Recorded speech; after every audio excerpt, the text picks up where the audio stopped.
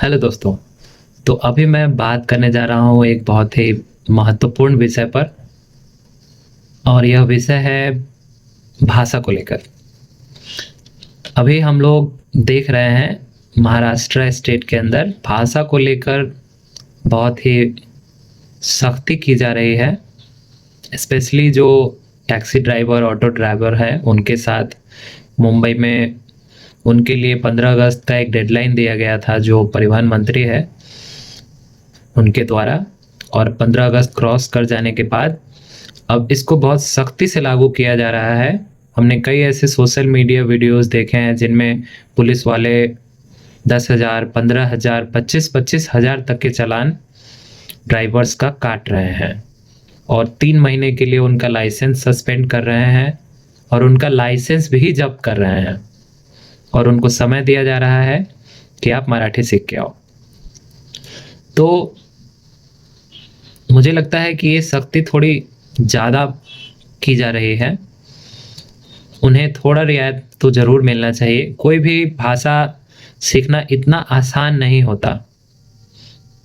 अगर किसी ने यहाँ जन्म लिया है उसके लिए वो मदर टंग है, उस पर उसे कोई समस्या नहीं है। जैसे हम लोग नॉर्थ इंडिया से आते हैं तो हमारे लिए हिंदी, भोजपुरी, मगही, मैथिली जो भी भाषाएं हैं वो सब हम लोग इजीली बोल सकते हैं, समझ सकते हैं।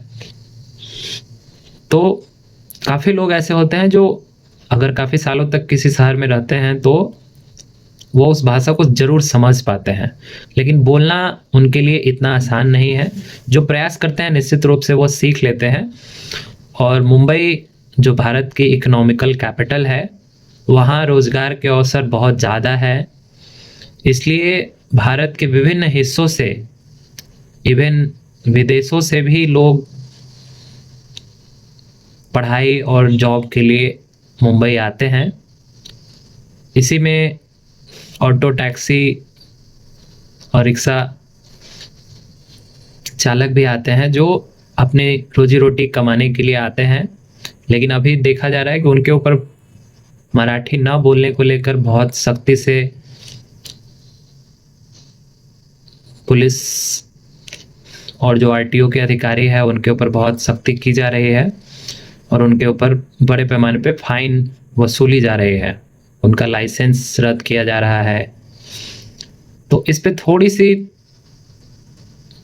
तो नरमी बरती जा सकती है, उन्हें कुछ और समय देना चाहिए। मैं किसी भी भाषा का विरोध नहीं करता। मैं एक भाषा का विद्यार्थी रहा हूँ और मुझे कोई प्रॉब्लम नहीं है। अगर कोई भाषा सीखने को मुझे मिलती है, अपॉर्चुनिटी मिलती है, तो मैं उसको सीखने की कोशिश करता हूँ। मुझे मराठी समझ में आती है, मैं कुछ वर्ड्स भी यूज़ करता हूँ, बट चूँकि ये मदर टंग नहीं है मेरी तो मैं उतना फ्लुएंट नहीं बोल सकता हूँ। लेकिन मैं कोशिश कर रहा हूँ और बाकी लोगों को भी कोशिश करना चाहिए, क्योंकि अगर सरकार ने मदर टंग को महाराष्ट्र स्टेट के अंदर लागू किया है तो वो अपने राज्य भाषा को बढ़ावा देना चाहते हैं। इसमें कहीं कोई गलत नहीं है, लेकिन उस चीज़ को सख्ती से लागू करना ये थोड़ा समझ से परे है, क्योंकि इतनी सख्ती होनी नहीं चाहिए कायदे से। हम भारत में रहते हैं और भारत में बहुत सारी भाषाएं हैं, खासकर 22 जो संविधान में प्रमुख भाषाएं हैं उसके अंदर अगर हम बात करें तो 208 या 200 के करीब भाषाएं हैं। तो इंडिया बहुत बड़ा देश है और इसमें विभिन्न भाषाएं हैं। भाषा को लेकर इस तरह का सख्ती मुझे नहीं लगता कि ये ठीक है। इसमें उनको रियायत मिलनी चाहिए। और कोई भी अगर पलायन करके किसी दूसरे राज्य में जाता है तो वह किसी न किसी मजबूरी से जाता है। कोई शौक से अपना घर परिवार छोड़कर किसी और राज्य में रहने नहीं जाता। कहीं न कहीं उसको मजबूरी है, वहाँ पर रोज़गार के शायद उतने अवसर नहीं हैं, इसलिए उन्हें दूसरे राज्यों में जाना पड़ता है।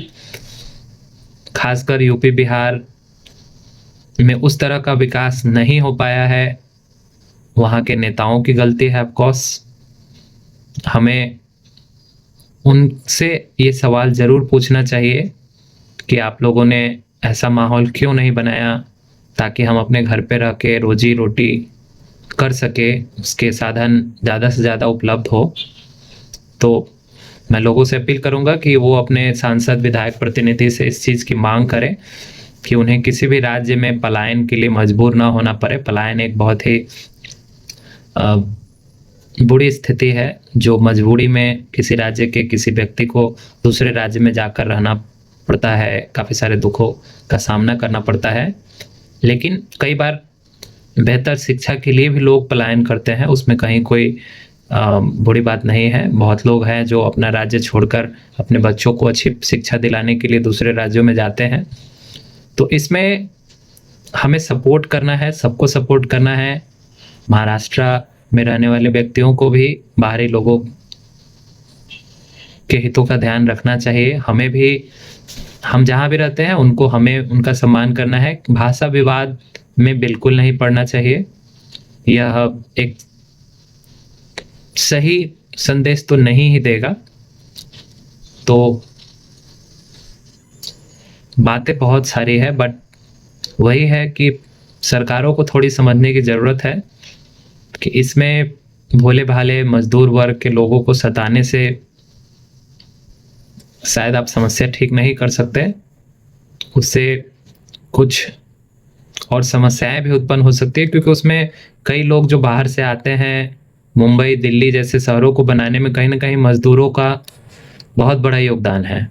कोई भी एक स्टेट अगर ग्रो करता है तो वहाँ पे कई राज्यों के मज़दूर वहाँ काम करते हैं, तब जाकर वह स्टेट ग्रो कर पाता है। सरकार सिर्फ़ नीतियाँ बनाती है, लेकिन उसको इम्प्लीमेंट करने के लिए जो लोग हैं, उनका सहयोग ज़रूरी होता है।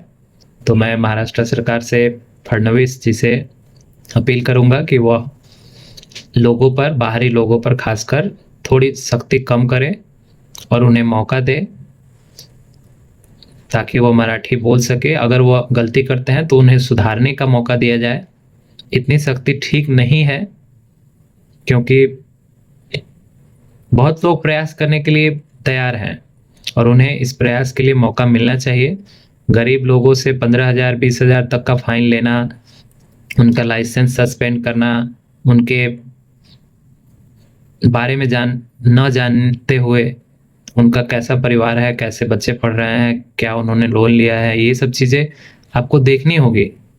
अभी हम आधुनिक युग में आ गए हैं और हम पब्लिक सेफ्टी का और पब्लिक के ज़रूरतों का ध्यान नहीं रखेंगे, तो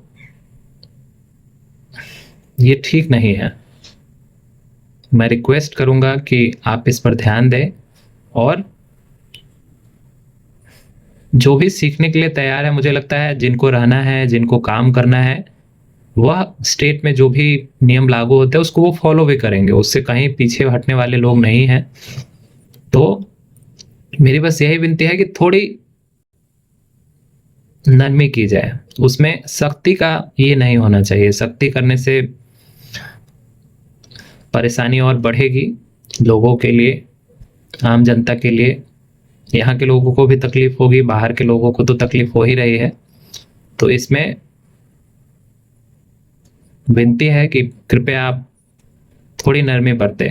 परिवहन मंत्री जी, आप भी प्लीज़ इसका संज्ञान लीजिए और मुख्यमंत्री जी आप तो बिल्कुल लीजिए।